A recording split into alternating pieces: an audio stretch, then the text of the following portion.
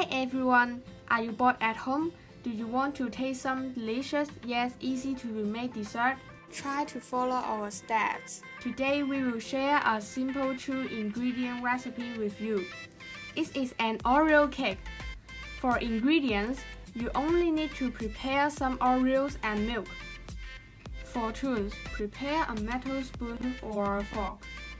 Also, you need to have a microwave-friendly container. It can be mug or even a bowl. First, add 5 Oreos into the container. Next, use a metal fork to mash them. Then, add 5 tablespoons of milk into the container. Remember, the ratio of Oreo and tablespoons of milk is 1:1. If you add 3 Oreo, then add 3 tablespoons of milk. Mix the Oreo and milk well. Feel free to add other ingredients like chocolate chips, coffee powder, and Nutella to make the cake tastier. After having the mixture, put the container into the microwave oven.